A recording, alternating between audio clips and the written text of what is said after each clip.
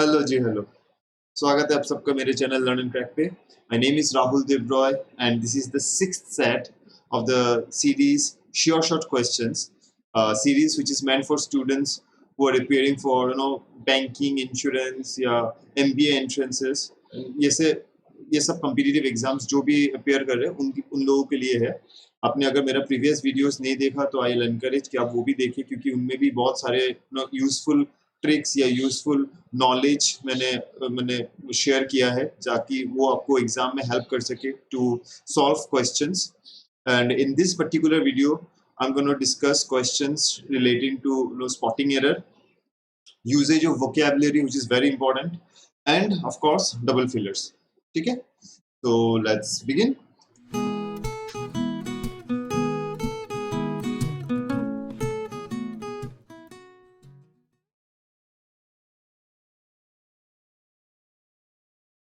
चलिए, तो here's question number 1. क्या है इसमें? Read each of the sentences, अच्छा, each sentence to find out whether there is any grammatical or idiomatic error in it. Okay, अगर ये समझ में आ गया आपको, the error if any will be in one part of the sentence, the number of that part is the answer. तो आपको ये sentence में it's a straight forward error correction का क्वेश्चन, जहाँ पे you get a sentence and इसके बाद आपको ये पढ़ के समझना है कि कोई एरर है कि नहीं, और जो पार्ट में एरर है वही पार्ट आपका आंसर है। ठीक है, I'll give you 10 seconds time, पहले आप पहले सेंटेंस को पढ़ लो, इसके बाद we'll start discussing.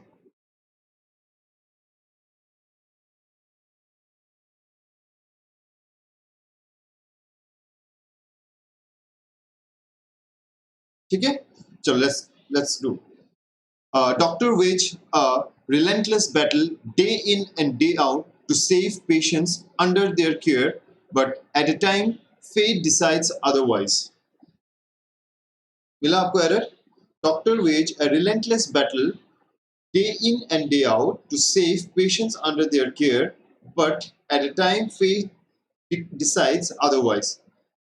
डॉक्टर्स बहुत फाइट करते, day in and day out fight करते हैं पेशेंट्स को सेव करने के लिए, लेकिन कभी कभार किस्मत उल्टा ही डिसाइड करता है, मतलब किस्मत धोखा दे जाता है। करेक्ट? तो day in and day out to save patients under their care, but at a time हम लोग कैसे यूज करते हैं? At a time 5 students can come, तो एक साथ, इसको हम लोग एट ए टाइम कहते हैं, लेकिन यहाँ पे कहना क्या चाहता है? कभी कभार। तो कभी कभार के लिए एट ए टाइम हम लोग थोड़ी यूज करते हैं, we use at times. Correct? At times means कभी कभार, जिसको हम लोग बोलते हैं कभी कभार। तो doctor wage a relentless battle day in and day out to save patients under their care, but at times, देखो अभी पूरा सेंटेंस सही साउंड कर रहा है, but at times fate decides otherwise. तो कभी कभार किस्मत धोखा देके जाता है। तो एट टाइम्स का मतलब है कभी कभार, एट ए टाइम हम लोग एक साथ जोड़ के जिसको हम लोग बोलते हैं ना एट ए टाइम, तो उसको ऐसे वहां पे एट ए टाइम यूज करते हैं। तो यहाँ पे एट ए टाइम सही नहीं बैठ रहा है, यहाँ पे एट टाइम्स यूज होगा। तो the correct answer is option D. तो ऑप्शन डी में एरर था, ये आपका राइट आंसर होता है। ठीक है, I hope some of you got right answers. चलो नेक्स्ट क्वेश्चन देखते हैं, that was an easy one. चलो take 15 seconds time, read out the sentence first, देखो कोई एरर मिलता है कि नहीं, पहले आप ट्राई करो।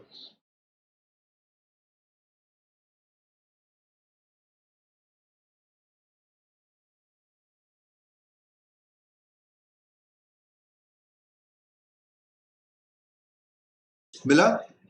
चलो देखते।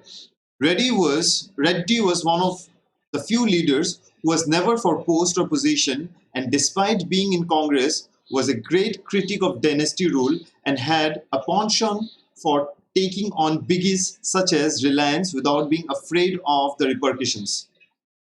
बहुत ही सही सेंटेंस है। Should I read out again? Reddy was one of those few leaders who was never for post or position, and despite being in Congress, was a great critic of dynasty rule and had a penchant for taking on biggies such as Reliance without being afraid of the repercussions. तो यहाँ पे हो सकता है ये penchant आपके लिए नया वर्ड हो, प्लीज प्रोनाउंसिएशन पे ध्यान देना, इट्स penchant. ठीक है, it means liking to do something, किसी चीज पे फोकस रख के उस चीज को करने में मजा आना, it's like liking to do something. ठीक है, दिस पॉन्शन। तो यहाँ पे क्या क्या बोला, Reddy was one of the few leaders who was never for post और पोजिशन। उसको पोस्ट और पोजिशन से मतलब नहीं था। He was never for post और पोजिशन होगा या he was never after post और पोजिशन होगा, डेफिनेटली आफ्टर होगा। He was never after post और पोजिशन, वो पोस्ट और पोजिशन के पीछे नहीं भागता था, ठीक है। Not running after, like running after या नेवर आफ्टर का मतलब उसके पीछे भागना।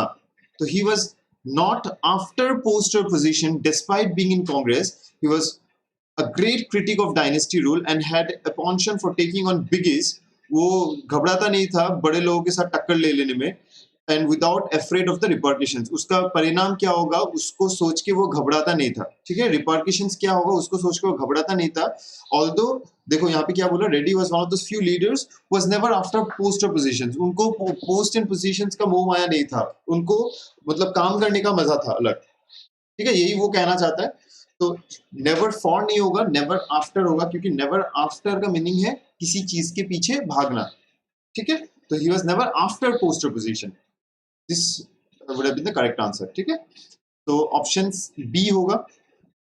नेक्स्ट, चलो 10 सेकंड्स टाइम ले लो जल्दी से।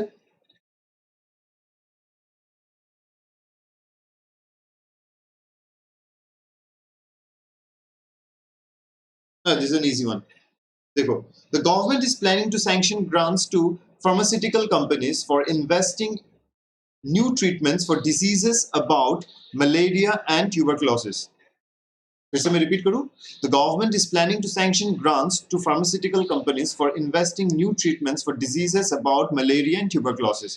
तो diseases about कैसे होता है, diseases like, government is planning to sanction grants, मतलब वो फंड वगैरह सैंक्शन करेगा to pharmaceutical companies for inventing new treatments, ठीक है।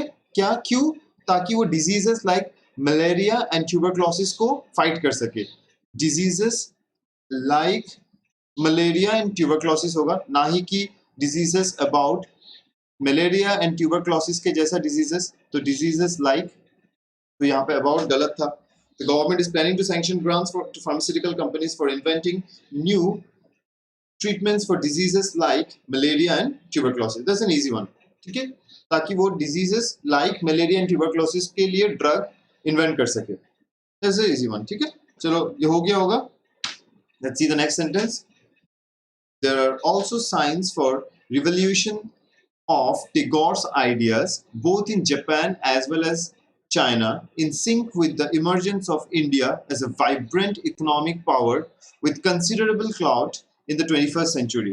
ठीक है, पहले तो आपको समझ लो रिवॉल्यूशन का मतलब क्या है, ठीक है। यहाँ पे देखो रिवॉल्यूशन लिखा होता है। रिवॉल्यूशन का मतलब है the action of assessing the value of something again. It means ताकि आप कोई चीज का वैल्यू फिर से आपको समझ में आ सके, जो आप भूल चुके हो या जो चीज में आप उतना ध्यान नहीं दिए कि उसका वैल्यू कितना बड़ा है, उसका वैल्यू फिर से समझ में आना इज रिवॉल्यूशन ऑफ दैट, ठीक है। The action of addressing the value of something again, किसी चीज का वैल्यू को मैं लिख के दूं, द एक्शन ऑफ या एड्रेसिंग या असेसिंग मैं बोल दूं, assessing the value of something again, ठीक है, किसी चीज का वैल्यू समझ में आना।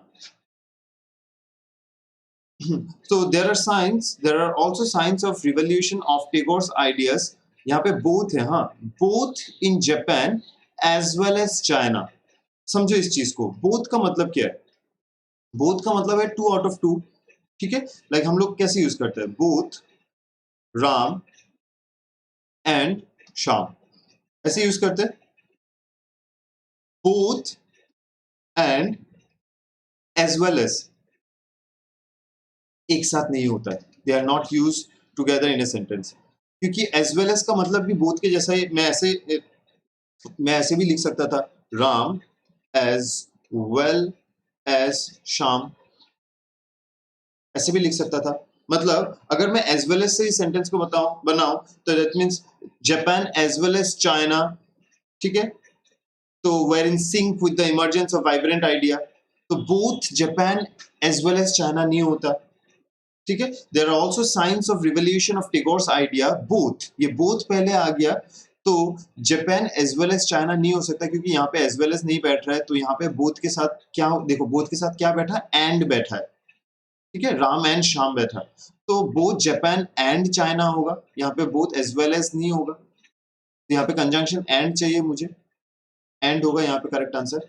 तो there are also science of revolution of Tagore's idea both in Japan and China in sync with the emergence of India as a vibrant economic power with considerable clout. Clout का मतलब है influence. हाँ, अगर पता नहीं influence या power, influence या power. देखो, हाँ, आपको मैं एक चीज बहुत दिनों से बोल रहा हूँ कि वोकैबुलरी देखो कितना इंपॉर्टेंट है. आप अगर इस सिर्फ ग्रामर पे ध्यान दो, अगर आप सिर्फ सोचो कि मैं अपना पार्ट ऑफ स्पीच सही कर लूंगा एंड ग्रामर पे ध्यान देके I'll be able to crack the competitive exams, you are living in a wrong era. मैं बोल रहा हूँ क्योंकि if you are not good with vocabulary, आज के डेट में the chances of clearing examination will become substantially low, because not just vocab based question आता है. ये देखो, ये vocab based क्वेश्चन था भी नहीं, ये नॉर्मल तुम्हारा ग्रामेटिकल एरर था. लेकिन यहाँ पे इस क्वेश्चन को समझने के लिए you need to have a good grasp on vocabulary, otherwise आपको क्वेश्चन ही समझ में नहीं आएगा. आप सेंटेंस को बिना पढ़े, मतलब पढ़ के समझ में नहीं आएगा, आप स्किप करके चले जाओगे. बल्कि जबकि यहाँ पे इसको आंसर करना बहुत ही ईजी था. ठीक है, आपको समझ में ही नहीं आया इस पर करना क्या है, ये कह क्या रहा है, इसलिए आप कुछ नहीं कर पाए. तो इसलिए मैं पहले से बोलता हूँ कि वोकैब्स में अगर आपका प्रिपरेशन अभी इनिशियल स्टेज में हो सकता है, आप इंटरमीडिएट स्टेज में भी हो, अभी भी चांस है. वोकैबुलरी पे ध्यान दो, वोकैब्स इंप्रूव करो, अदरवाइज रीडिंग स्पीड स्लो हो जाएगा एंड चीजों को आप कंप्रीहेंड नहीं कर पाओगे. तो आपका अल्टीमेटली रिजल्ट जो आप सोच रहे हो, जो रिजल्ट आपको प्रोड्यूस करना चाहिए, वो रिजल्ट नहीं आएगा, या आने में बहुत ज्यादा टाइम लग जाएगा. ठीक है, वोकैब पे ध्यान दो. चलो, तो this was an easy one, not a tough one. just ये रूल याद रखो, both को and as well as को कैसे यूज करते हैं. तो as well as को यूज करने का और एक चीज याद रखना, अगर as well as यूज कर रहे हो तो इसके साथ both नहीं यूज करना, अदरवाइज सेंटेंस में सुपरफ्लूअस हो जाएगा. सुपरफ्लूअस मींस जहां पे जो चीज का जरूरत नहीं हो वहां पे जबरदस्ती यूज करना. ठीक है, चलो नेक्स्ट. अच्छा, ये कुछ अलग है, तो चलो देखते हैं. In each of the following questions given below, a sentence is given with some bold words which may not be correctly used. अच्छा, which may not be correctly used. That means ये bold words या जो different color का word है, that is यहाँ पे ये correctly use नहीं किया गया है. which may not be हो सकता है, अगर करेक्टली यूज किया गया है तो ऑल आर करेक्ट, ये आंसर होगा. तो अगर नहीं किया गया है तो it can may not be correctly used. तो you have to choose the best alternate among the four options mentioned. अच्छा, ठीक है, तो हमें ये सेंटेंस को पढ़ना है, इसके बाद देखना है कि कौन सा वर्ड यहाँ पे करेक्टली यूज नहीं किया गया है. ठीक है, एंड उसको रिप्लेस तो करने का जरूरत नहीं है, फिर भी जानने के लिए हम लोग देख लेंगे, अगर रिप्लेस कर सकते हैं तो हम लोग कर लेंगे, अदरवाइज हमें एग्जाम के पर्सपेक्टिव से अगर मैं सोचूं, आपको समझ में आ गया कि ये वर्ड गलत इस्तेमाल किया गया या ये वर्ड गलत इस्तेमाल किया गया, इसको मार्क करके निकल जाए, आपको आंसर करेक्ट मिल जाएगा. इसका बदले में इसके कौन सा वर्ड होना चाहिए, इसको एग्जाम के मतलब इस क्वेश्चन के पॉइंट ऑफ व्यू से जरूरत नहीं है. ठीक है, चलो देखते हैं. Despite critics from Democrats that and his comments about the four minority congresswomen are racist, Mr. Trump went on a 20 minutes diatribe about them, saying they were welcome to leave the country if they do not like his policies on issues such as immigration and defending Israel. ठीक है, तो पहले तो समझ लेते हैं. देखो, critics का मतलब क्या है. क्रिटिक्स का मतलब है some people who expresses unfavorable opinion, isn't it? जो क्रिटिक कौन होता है, लाइक फिल्म क्रिटिक या स्पोर्ट क्रिटिक. तो स्पोर्ट्स क्रिटिक्स कौन होते हैं, जो एक्सप्रेस करते हैं अपना फेवर, वो क्रिटिसाइज करते हैं वगैरह. ठीक है, they are the film people who expresses generally unfavourable opinions. People में लिख देता हूँ, people who expresses unfavorable opinion. ठीक है, they are called critics. फिर diatribe का मतलब it's a very common term, diatribe करना, it's मतलब a very bitter verbal attack. मतलब बहुत ही ना गंदी तरीके से कुछ बात बोलना या वर्बली अटैक करना या फोर्सफुली अटैक करना वर्बली, ठीक है, मतलब हाथापाई में नहीं आ जाना, दैट्स वर्बली अटैक करना, ठीक है, it's like a bitter verbal attack.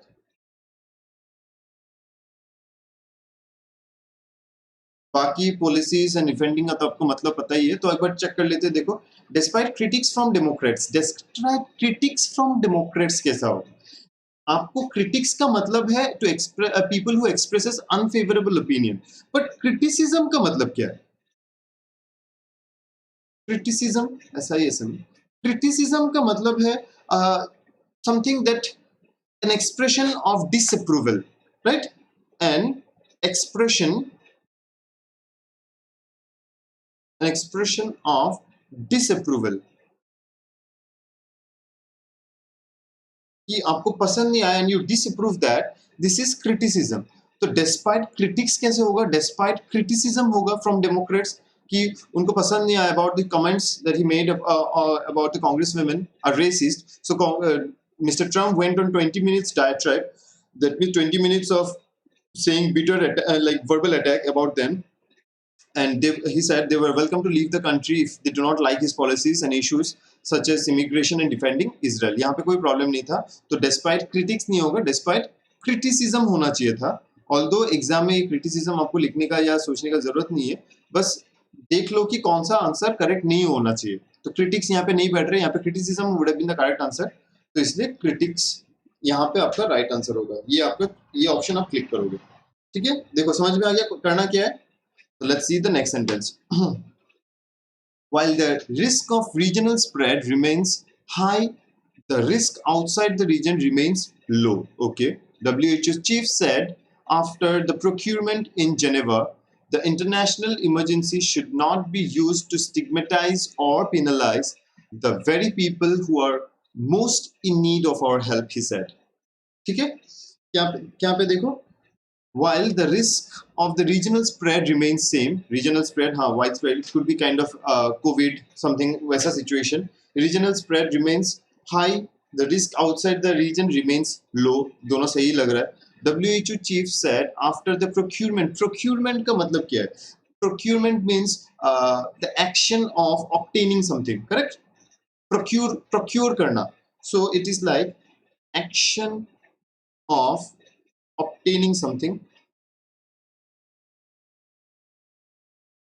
Action of obtaining something, this is procurement. लेकिन डब्ल्यूएचओ चीफ ने क्या किया? अनाउंस किया। तो ये प्रोक्यूरमेंट होगा या अनाउंसमेंट होगा? देखो सोच के देखो, WHO chief said after the announcement in Geneva the international emergency should not be stigmatise. Stigmatise का मतलब है कंडेम करना, किसी चीज को कंडेम करना, बैन करने का मतलब, ठीक है, कंडेम करना। स्टिग्मेटाइज और penalise the very people who are in most need, who are most in need of our help, उनको पेनलाइज करके, इनको उनको कंडेम करके कोई फायदा नहीं है। This is what is said, correct. And procurement यहाँ पे गलत तरीके से यूज किया गया था। प्रोक्यूरमेंट का मतलब है the action of obtaining something, उसके वजह क्या होगा? अनाउंसमेंट। यहाँ पे प्रोक्यूरमेंट का वजह क्या होता?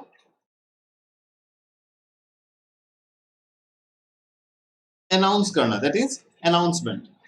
The WHO chief said after the announcement in Geneva, ना ही कि procurement in Geneva, ठीक है। इतना टफ नहीं था, देखो इजी था। जस्ट देखो वोकैबुलरी, अगर कहाँ पे कैसा वर्ड, कौन सा वर्ड कहाँ पे यूज करना है, इसका मीनिंग अगर आप समझ जाओ जल्दी जल्दी, तो ये सब सेंटेंसेस करना आपके लिए it's like it will be very easy, ठीक है। चलो नेक्स्ट सेंटेंस देखते हैं। It is an enormity potential for growth in the India-US relationship. The Trump administration has said, exuding confidence that the ongoing trade negotiations could be worked through because of the friendship between the two nations. ठीक है, चलो एक एक word देखते हैं। enormity, enormity का मतलब क्या है? Something that is morally wrong, or if I say give you an example, it's like the thorough search disclosed the enormity of the crime. The thorough search thorough search disclosed the enormity of the crime. तो enormity का मतलब क्या हो गया? enormity का मतलब हो गया something that is morally wrong, ठीक है, जो सही नहीं था, morally wrong, that means enormity.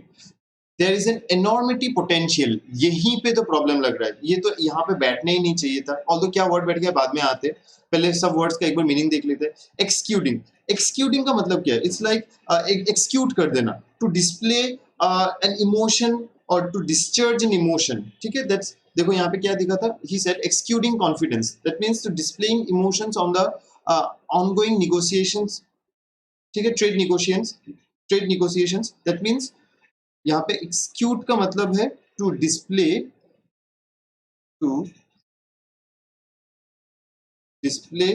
Emotions,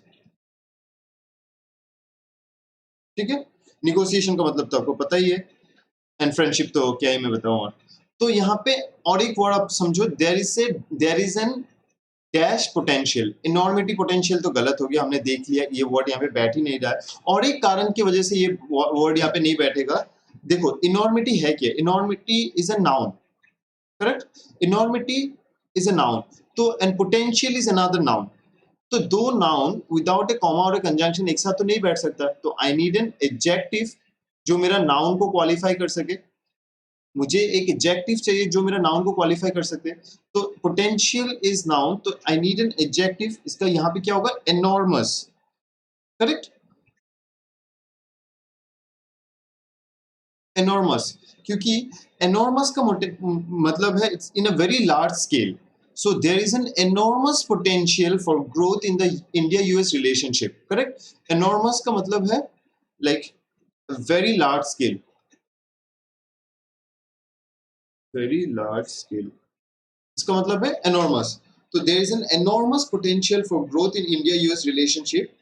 This is what the Trump government या administration said. Correct? Enormity का मतलब है to show to do something that is morally wrong. ठीक है. एंड यहाँ पे वो ऊपर से वो नाउन था, तो नाउन एंड नाउन कैसे एक साथ बैठेगा? I needed an adjective, enormous is an adjective and इसका मीनिंग है इन अ वेरी लार्ज स्केल. ठीक है, चलो नेक्स्ट क्वेश्चन देखते हैं. अच्छा ये अलग है, तो इसमें क्या है देख के समझ में आ चुका होगा. ऐसा सेंटेंस है, हमने पहले भी बहुत किया है, मतलब डबल फिलर्स का सेंटेंस है. यहाँ से एक आपको ऑप्शन चूज करके वैसा ऑप्शन चूज करना होगा ताकि वो दोनों ब्लैंक को सुइटेबली फिल कर सके एंड दोनों आपका ग्रामेटिकली एंड कंटेक्चुअली करेक्ट हो जाए. ठीक है, चलो देखते हैं. 3 अननोन असाइलेंट्स. असाइलेंट का मतलब पता है ना आपको? Assailant is a people who physically attack. ठीक है, लाइक मैं लिख दूं, पर्सन हु फिजिकली अटैक. ठीक है, दे आर कॉल्ड. अभी अच्छा असाइल यहाँ पे प्लूरल है तो प्लूरल पर्सन्स लिख देता हूँ क्योंकि असाइलेंस था. तो the unknown, 3 unknown assailants, so people who physically attack, ठीक है, assailants dash on 2 motorcycles and opened dash at Film City in Goregaon, barely a few meters from where the actor was shooting. अच्छा, तो 3 गुंडे ऐसा आए motorcycles पे चढ़ के, उन्होंने फायर करना स्टार्ट किया फिल्म सिटी में, जहां से एक्टर बस कुछ मीटर दूरी में शूटिंग कर रहा था. यही सेंटेंस कहना चाहता है. तो 3 unknown assailants came, अच्छा हो सकता है, on 2 motorcycles and opened shooting at Film City. नहीं, open shooting का मतलब यहाँ पे ये shooting नहीं होता है, opened कुछ और होता. चलो देखते हैं. तो came on motorcycles नहीं, अगर shooting सही रहता तो हम लोग ट्राई कर लेते. open shooting साउंड ठीक नहीं कर रहा है, आगे देखते हैं. rode on a motorcycle and opened rounds, एकदम नहीं. ओपन राउंड तो स्टेजेस वगैरह में होता है ना, इट्स एन ओपन राउंड, कोई भी आके कुछ परफॉर्म कर सकता है या कोई भी अपना टैलेंट दिखा सकता है, that is an open round. ठीक है, यहाँ पे ओपन राउंड का सेंस नहीं बैठ रहा है. Arrived, the 3 unknown assailants arrived on 2 motorcycles and open fire, हो सकता है, समझ के रखो. Open fire is an idiom. ठीक है, open fire is an idiom which means to start shooting.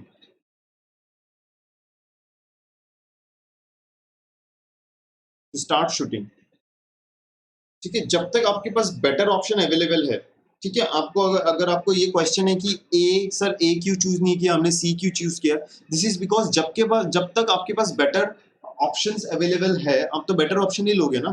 तो अराइव्ड परफेक्ट साउंड कर रहा है. The three assailants arrived on two motorcycles and opened fire.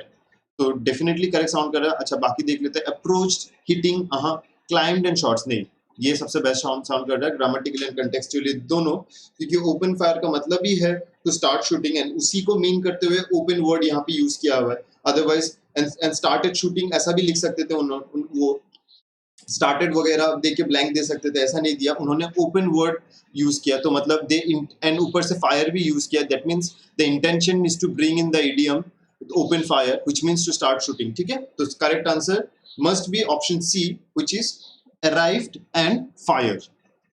ठीक है, चलो then see the next question. The health minister has approved major expansion of postgraduate seats in key departments of AIIMS to dash the severe dash of specialists across the country. चलो देखते हैं. The health minister has approved major expansion of postgraduate seats in key departments of AIIMS to address, हो सकता है the dearth. अच्छा, address का मतलब तो आपको समझ में आ गया ना, to मतलब to give attention to or to deal with the matter. ठीक है, address अगर नहीं पता मैं लिख दूं, it means to give attention or to deal with a matter. It means to address a problem, to address idea or all these type of things. This means to address. And dearth का मतलब है the scarcity of something. ठीक है, या lack of something.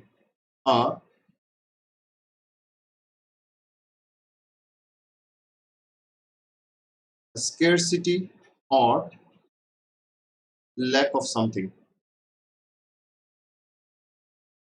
It means in a dearth position. तो sentence तो सही बैठ रहा है, चलो फिर भी बाकी देख लेते हैं. The health minister has approved the major expansion of postgraduate seats in key departments of AIIMS to address the severe dearth of specialists across the country. That means to deal with the matter, the severe scarcity of specialists across the country. तो ये तो सही बैठ रहा है. To correct the severe loss of, नहीं definitely नहीं होगा. To improve this aims to improve the severe damage, नहीं एकदम नहीं. To rectify the severe limits गलत बैठ गया यहाँ पे. ठीक है, ये रेक्टिफाई फिर भी हो जाता. To good the severe shortage definitely नहीं होगा. तो यहाँ पे कौन सा है? To address the severe dearth which means to give an attention और to deal with the matter with the severe lack of specialist या scarcity of specialist across the country. तो this is the correct answer. ज्यादा tough नहीं था, easy था. बस आपको उसका मीनिंग देखो यूज करना आना चाहिए, अदरवाइज तो ये सॉल्व करने में ज्यादा टाइम नहीं लगता है. चलो last one. With dash wedding season, people are leaving no stone unturned to make their wedding cards look dash. So with the prolonged wedding season, prolonged का मतलब क्या है? It's like lengthy, correct? Prolonged का मतलब है lengthy.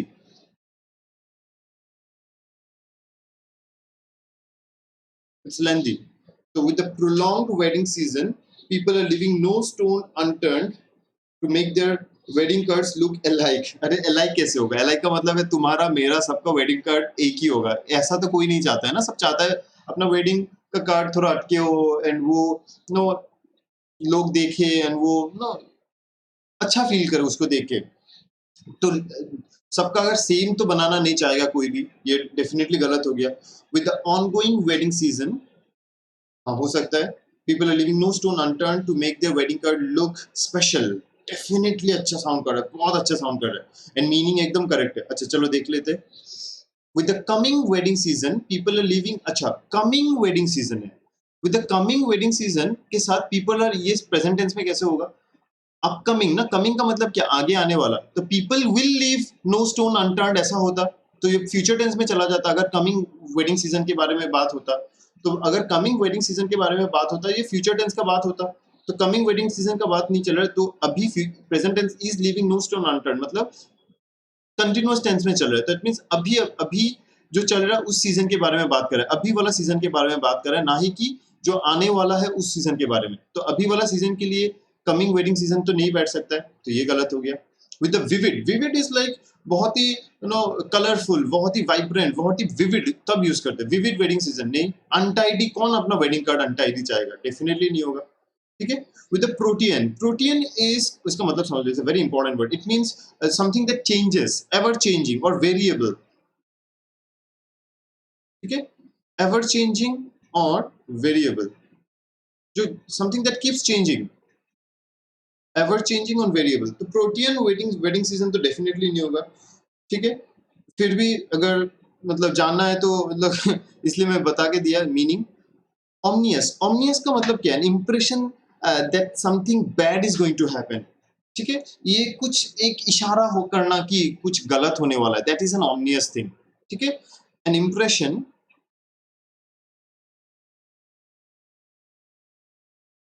an impression that something bad is going to happen, that is omnious। तो ये भी यहाँ पे फिट नहीं बैठ रहा है। ठीक है, तो यहाँ पे कौन सा बैठ रहा है? ए बी फिट बैठ रहा है। With the ongoing wedding season people are leaving no stone unturned to make their wedding card look special. ठीक है, यही एक बहुत अच्छा साउंड कर रहा है। तो here it is the end of this. तो आई होप आपको नया चीजें सीखने को मिला या आपने एंजॉय किया। ठीक है, अगर पहले तो आप यहाँ तक अगर देख रहे हो तो thank you so much for that. And please don't forget to subscribe if you haven't already, ताकि मुझे भी मोटिवेशन मिल सके, मैं ऐसे वीडियोस और बनाते रहूं और आप लोगों को हेल्प कर पाऊं कि आप कॉम्पिटिटिव एग्जाम्स जल्दी से क्रैक कर पाओ। चलो, थैंक यू सो मच।